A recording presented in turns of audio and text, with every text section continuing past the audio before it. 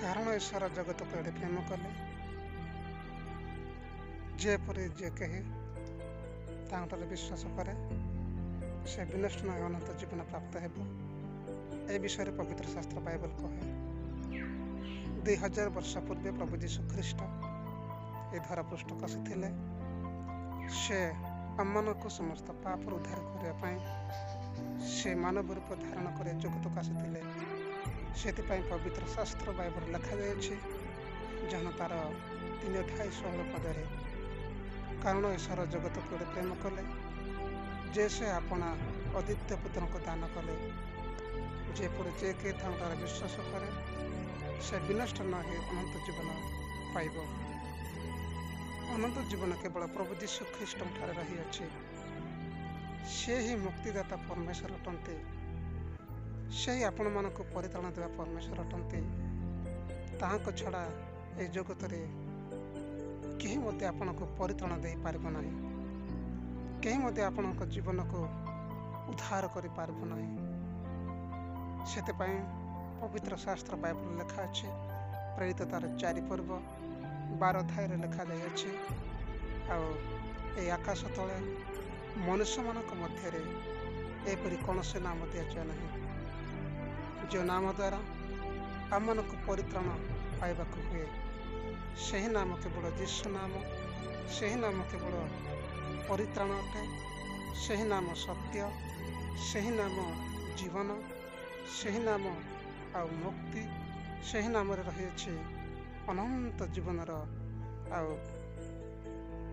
ଅଧିକାର।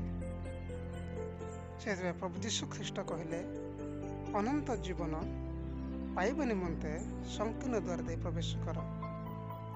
ପ୍ରିୟମାନେ, ଏହି ଧରାପୃଷ୍ଠରେ ଅନେକ ଲୋକ ବସବାସ କରୁଛନ୍ତି, ଆଉ ସେମାନେ ନିଜ ଇଚ୍ଛା ନିଜ ଖୁସି ଅନୁସାରେ ସେମାନେ ଜୀବନଯାପନ କରୁଛନ୍ତି। କିନ୍ତୁ ପବିତ୍ର ଶାସ୍ତ୍ର ବାଇବଲ ମାନଙ୍କୁ କହେ ପରିତ୍ରାଣ କେବଳ ପ୍ରଭୁ ଯୀଶୁ ଖ୍ରୀଷ୍ଟଙ୍କଠାରେ ମିଳେ। ପରିତ୍ରାଣ ପାଇବା ନିମନ୍ତେ ଅନେକ ଲୋକ ଆଜି ଅନେକ ପ୍ରକାର ପଥ ଆପଣାଉଛନ୍ତି, କିନ୍ତୁ ସେମାନେ ସଫଳ ପାଇପାରୁନାହାନ୍ତି। କେଉଁଥିରେ ବି ସେମାନଙ୍କର ସଫଳ ହେଇପାରୁନାହିଁ। ସେମାନେ ବାରଗ୍ରସ୍ତ ହୋଇ ନିଜ ଜୀବନରେ ସେମାନେ ପରିଶ୍ରାନ୍ତ ହୋଇ ଆଉ ସେମାନେ କ୍ଳାନ୍ତ ଶାନ୍ତ ହୋଇଅଛନ୍ତି। ସେଥିପାଇଁ ପରମେଶ୍ୱରଙ୍କର ବାକ୍ୟ କହେ, ହେ ପରିଶ୍ରାନ୍ତ ଓ ଭାରଗ୍ରସ୍ତ ଲୋକ, ତୁମମାନେ ସମସ୍ତେ ମୋ ନିକଟକୁ ଆସ, ମୁଁ ତୁମମାନଙ୍କୁ ବିଶ୍ରାମ ଦେବି। ମୋହର ଜଳେ ଆପଣ ଉପରେ ଜ୍ଞାନ, ପୁଣି ମୋ ନିକଟରୁ ଶିଖ, ମୁଁ ମୃଦୁଶୀଳ ନମ୍ରଚିତ୍ତ, ଆଉ ତୁମେମାନେ ଆପଣ ଆତ୍ମାରେ ବିଶ୍ରାମ ପାଇବ। ମାନେ ଏହି ଜଗତର ସମସ୍ୟା ଠାରୁ, ଏହି ଜଗତର ଅନେକ ପ୍ରକାର ମୋହମାୟା ଠାରୁ କେବଳ ଉଦ୍ଧାରକର୍ତ୍ତା ଜଣେ ଅଟନ୍ତି ପ୍ରଭୁ ଯୀଶୁ। ସେ ଆପଣମାନଙ୍କୁ ସମସ୍ତ ରୋଗରୁ, ସମସ୍ତ ଦୁଃଖରୁ, ସମସ୍ତ ଭାରଗ୍ରସ୍ତରୁ ସେ ଆପଣମାନଙ୍କୁ ଉଦ୍ଧାର କରିବେ। ତାହାଙ୍କୁ ଆପଣମାନେ ବିଶ୍ୱାସ ରଖ। ତାହାଙ୍କୁ ତୁମମାନେ ନିଜ ଜୀବନରେ ତ୍ରାଣକର୍ତ୍ତା ରୂପେ ଗ୍ରହଣ କର। ଯେଉଁମାନେ ହୃଦୟରେ ପ୍ରଭୁ ଯୀଶୁ ଖ୍ରୀଷ୍ଟଙ୍କୁ ତ୍ରାଣ ରୂପକର୍ତ୍ତା ରୂପେ ଗ୍ରହଣ କରନ୍ତି, ମୁଖରେ ପ୍ରଭୁ ବୋଲି ସ୍ୱୀକାର କରନ୍ତି, ପ୍ରଭୁ ନିଶ୍ଚୟ ସେମାନଙ୍କର ସହବର୍ତ୍ତୀ ହେବେ ଓ ସେମାନଙ୍କର ପରିତ୍ରାଣ କରିବେ। ପ୍ରିୟମାନେ, ପବିତ୍ର ଜୀବନ ପାଇବାକୁ ହେଲେ ଆମମାନେ ପ୍ରଭୁ ଯୀଶୁ ଖ୍ରୀଷ୍ଟଙ୍କର ବିଶ୍ୱାସ କରିବାକୁ ପଡ଼ିବ। ଅନେକ ଲୋକ ଅନେକ ପ୍ରକାର ପଥ ଆପଣଉଛନ୍ତି। ସେହି ପଥରେ ସେମାନେ ନିରାଶ ହତାଶ ହୋଇ ବସିଛନ୍ତି। କୌଣସି ପ୍ରକାର ସେମାନେ ଜୀବନରେ ଯେଉଁ ବିଷୟ ଆଶା ଭରସା ନେଇ ସେହି ପଥରେ ଚାଲୁଛନ୍ତି, ଆଉ ସେମାନେ ଚାଲୁ ଚାଲୁ ସେହି ପଥରେ ଥକି ଯାଉଛନ୍ତି। ଯେଉଁମାନେ ଥକି ଯାଇଛନ୍ତି, ନିରାଶ ହେଉଛନ୍ତି, ସେମାନଙ୍କୁ ପରମେଶ୍ୱରଙ୍କର ବାକ୍ୟ କହେ, ତୁମମାନେ ମୋ ନିକଟକୁ ଆସ, ମୁଁ ତୁମମାନଙ୍କୁ ବିଶ୍ରାମ ଦେବି।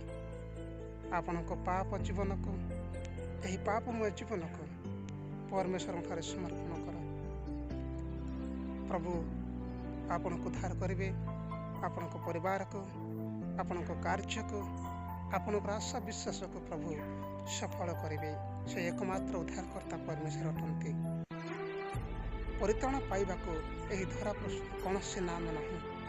ଅନେକ ନାମ ଅଛି, କିନ୍ତୁ ସେ ନାମ ମଧ୍ୟରେ ଗୋଟିଏ ନାମ, ଯୀଶୁ ନାମ। ସେ ନାମ ମହାନ। ସେ ନାମ ପରିତ୍ରାଣ, ସେ ନାମ ଅନନ୍ତ ଜୀବନ, ସେହି ନାମ ମୃତ୍ୟୁରୁ ରକ୍ଷା କରିବ। ଯେଉଁମାନେ ଜଣେ ମନୁଷ୍ୟ ମରିଯାଇଥାଏ ଜାଗତିକ ଅନୁସାରେ, କିନ୍ତୁ ଆତ୍ମା କେବେ ମରେ ନାହିଁ, ଆତ୍ମା ବଞ୍ଚିଥାଏ। ଆତ୍ମା ପରମେଶ୍ୱରଙ୍କ ନିକଟକୁ ଯାଇଥାଏ ଯେତେବେଳେ ମଣିଷ ଏହି ପୃଥିବୀରେ ମରିଯାଇଥାଏ। ସେହି ଆତ୍ମାଙ୍କ ପାଇଁ ଏହି ଧରାପୃଷ୍ଠରେ ଥାଉ ଥାଉ ଆମମାନେ ଉତ୍ତମ କାର୍ଯ୍ୟ କରି ପ୍ରଭୁ ଯୀଶୁ ଖ୍ରୀଷ୍ଟଙ୍କଠାରେ ନିଜକୁ ସମର୍ପଣ କରିବା।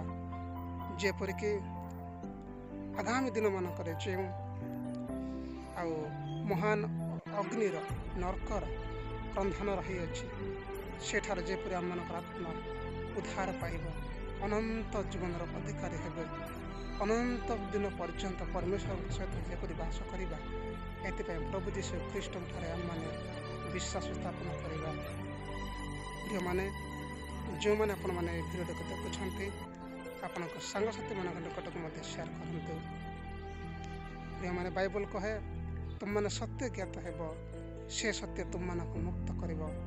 ଅନ୍ଧବିଶ୍ୱାସରୁ, ଗୁଣି ଗାରିଡ଼ିରୁ, ଦୁଷ୍ଟ ଆତ୍ମା, ପାପ ଆତ୍ମା, ମନ୍ଦ ଆତ୍ମା, ଅନେକ ପ୍ରକାର ଜଗତର ସମସ୍ୟାରୁ, ଜଗତର ମୃତ୍ୟୁର ସ୍ପନ୍ଦନରୁ, ଆଉ ସେହି ପ୍ରଭୁ ଯୀଶୁ ଖ୍ରୀଷ୍ଟଙ୍କର ବାକ୍ୟ, ସେହି ପ୍ରଭୁ ଯୀଶୁ ଖ୍ରୀଷ୍ଟ ଆପଣମାନଙ୍କୁ ଉଦ୍ଧାର କରିବେ। ଆପଣଙ୍କ ପରିବାରକୁ, ଆପଣଙ୍କ ଜୀବନକୁ, ଆପଣଙ୍କ କାର୍ଯ୍ୟକୁ ପ୍ରଭୁ ବାହୁଲ୍ୟ ରୂପେ ଆଶୀର୍ବାଦ କରିବେ। କେବଳ ଆପଣମାନେ ସେ ପରମେଶ୍ୱରଙ୍କଠାରେ ବିଶ୍ୱାସ ରଖ, ପ୍ରଭୁଙ୍କୁ ଆଉ ଜାଣ। ସେଥିପାଇଁ ପବିତ୍ର ଶାସ୍ତ୍ର ବାଇବଲ ଲେଖା ଅଛି ଯେ ତୁମମାନେ ପ୍ରଭୁଙ୍କୁ ଆଉ ପ୍ରଭୁ ବୋଲି ଯଦି ଜାଣିଅଛ, ମୁଖରେ ସ୍ୱୀକାର କରିଅଛ, ହୃଦୟରେ ଗ୍ରହଣ କରିଅଛ, ତେବେ ତୁମମାନେ ପରିତ୍ରାଣ ପାଇଅଛ। ଯେଉଁମାନେ ସେ ପବିତ୍ର ନାମକୁ ସ୍ୱାଧୀନ କରିଛନ୍ତି, ଆଉ ସେମାନେ ସେଥିରେ ସ୍ୱାଦ ଜାଣିଛନ୍ତି କେତେ ମିଠା ନାହିଁ।